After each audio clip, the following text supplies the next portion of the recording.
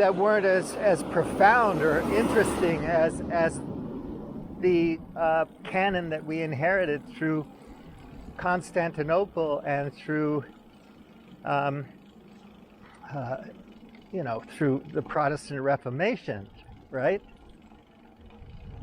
And still today, there are so many interpretations, and then somebody will come up with a new interpretation, and there'll be a cult for a while, and then there'll be a church. Or maybe they'll just be a cult and disappear. Who knows? But there may be an actor who's better than Robert De Niro, or your favorite actor, whoever that is. Brad Pitt, or Jolie, or whoever. And they could be doing community theater somewhere in the west of Ireland and be the most brilliant actor that was ever born, and you'll never see them. So just because somebody has the limelight doesn't mean that they're the fucking be-all and end-all on a subject, right? They just happen to be the only person that you know of talking about the thing you're interested in. And because it emotionally resonates with you, with your biases and your limited understanding of a subject, you'll say, that's it, he's the one, I finally figured it all out.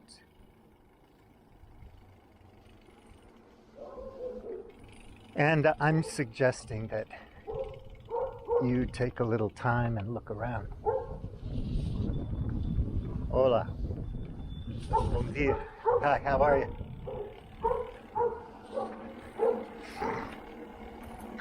So,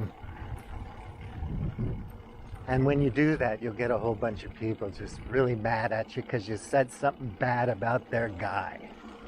You know, it's like if you say, I'm not a really big fan of the Red Hot Chili Peppers. I like the Googla Band Boys. They're much better. Who are the Googla Band Boys? I've never heard of them. Of course you haven't. They only play in Aspen, Colorado, but they're great. Or you might say, you know, I hate the Red Hot Chili Peppers, and somebody gets really pissed off and starts screaming at you because you can't be that stupid, you know, no accounting for taste kind of thing. Well, guys, here are a dozen links from a dozen people that and that's just a small number of links of people that I've noticed in the space who might be able to help you make sense of things. But you're not going to click on it, you're not going to read it, because he's not your boy. And I was also thinking the other day, it reminds me when we used to drink at the Circle K in Hong Kong, where I lived. We'd all gather and we'd buy cheap beers and we'd get lit up and we'd sit around and talk. It was fun, you know, it was a cheap club. It's free as long as you give us your data. No data back then. You could just hang out and talk and have a beer. So anyway, people would bring down their Bluetooth speakers and everybody would have their playlists, you know? And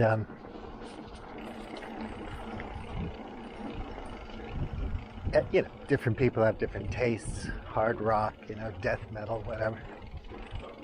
And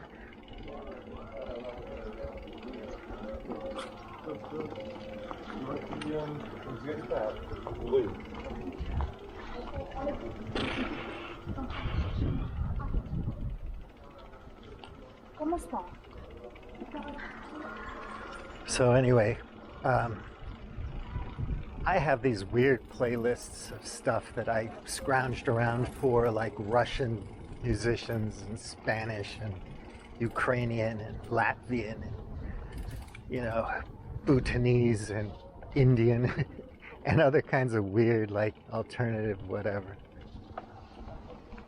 And so I'd put on my playlist and people would just have this sour look on their faces, this, oh my God, what is that? You know, I don't know that song. I've never heard that before. And I'd say, yeah, you've never heard it, but just listen to it. You might like it. No, no, no, no, no. I want to listen to Carole King or whoever the person wants to listen to, which is fine. But, you know, the reaction, it's like disgusted. You know, ooh, I've never heard that before.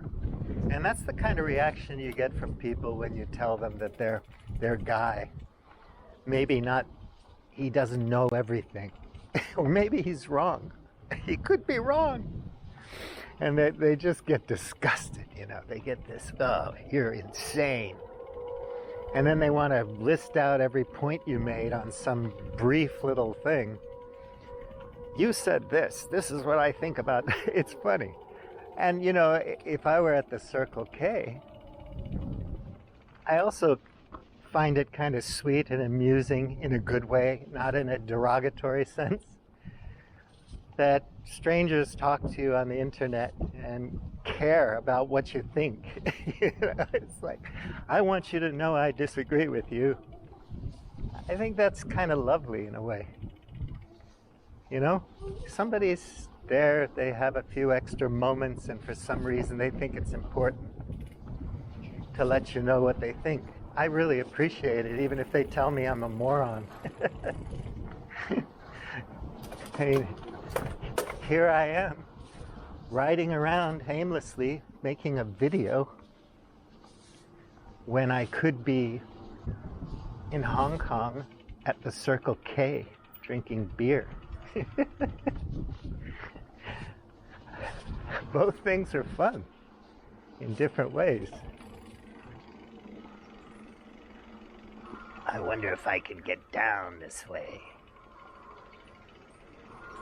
It's an adventure. Oh, don't tell me steps. Yes, steps.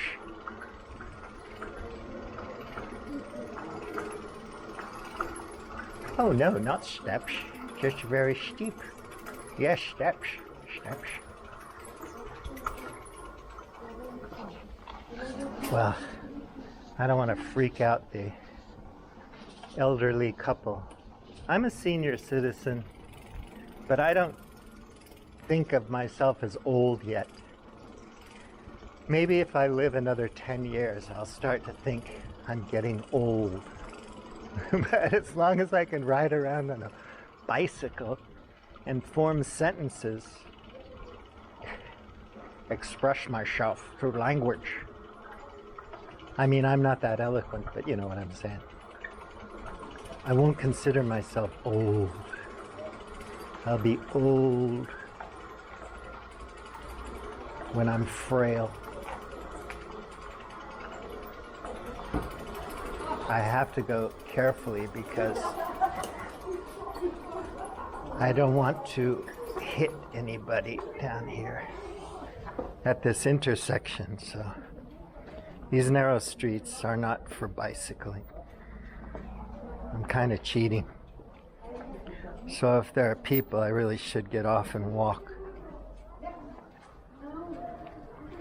But I may be able to get out to the street without causing too much trouble. I want to go down the Ocean Street, the Seaside Street.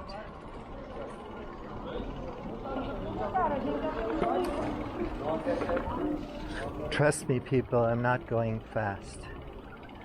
I get a lot of pushback if I'm riding around people.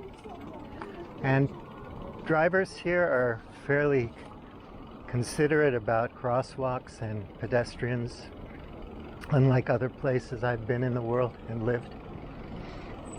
I appreciate that. A little bit of cycling advice, humble cycling advice. Ride in the middle of the road because you do have right of way. And if you ride too much to the side, and a car buzzes you, gets too close, you'll just go right into the ditch, or you'll crash.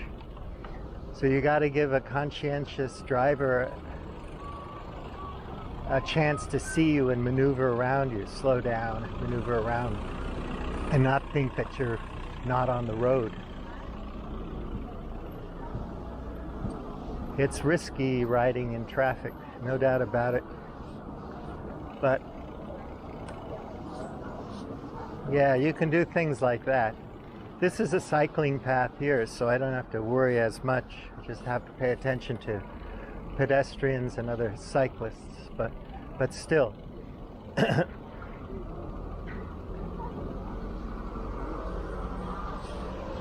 Whew, a lot of people down here.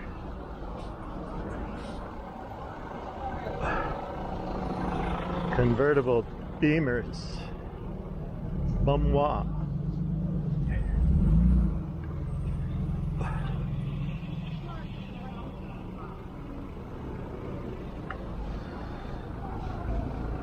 Yeah, you gotta love it.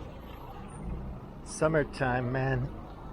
And this time I remembered to put on my sunscreen, which is another thing I can tell you in my humble opinion. You have to wear sunscreen in this country because the sun is deceptively strong. And since it's not that hot, you don't feel the burning until you're burned. And it's also around here, it's not that humid, it's dry, you know? So you gotta be careful. Here comes the dude, so I'm gonna get off the road. Let him pass. And go down this way towards the train station. There's a bunch of cool places at the train station. Little pubs. Some eccentric people running some eccentric pubs. That's like a gastro cafe or gastro bar. Eccentric pubs. It could be a new style of thing. Yeah, dude, I run an eccentric pub and sell martini de port. Oh yeah, it's eccentric. I was voted the most eccentric pub in Portugal last year for the first time. I was so proud.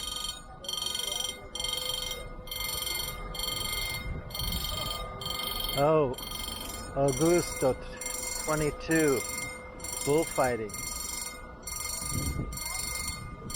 They don't kill the bull, but people will think it's cruel anyway, and it probably is, but you know.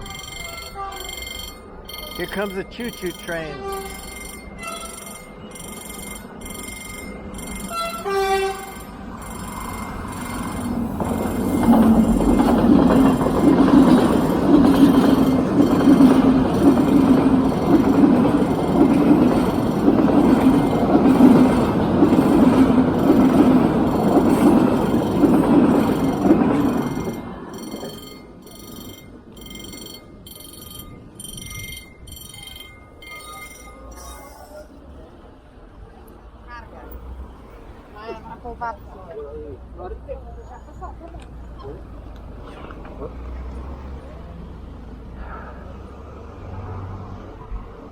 So, like I was talking about earlier, I'm in Portugal now, so I'm interested in Portuguese history and geology and, you know, everything. So, I'm reading a lot of books now. I'm reading 3 books. Well, I'm gonna read 3 books. Right now I'm reading a book about Salazar, who was the dictator or leader, you know, of Portugal for a long time, many decades. Oops, going the wrong way. So what's happening here?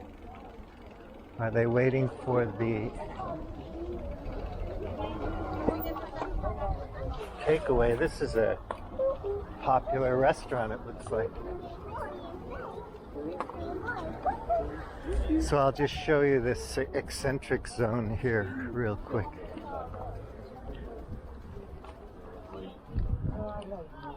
Nothing's going on there today.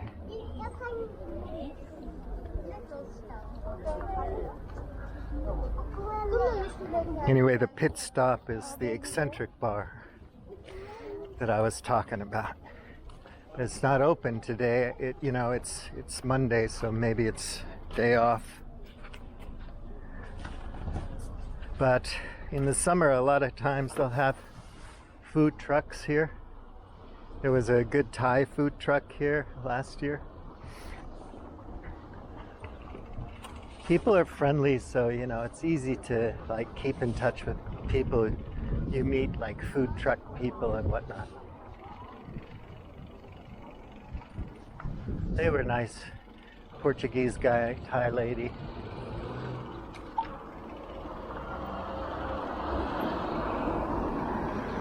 They travel around and do their food truck, and then they rent holiday houses or inexpensive houses while they're doing their food truck, so they don't live in the food truck. And they just go all over Portugal, wherever business is good.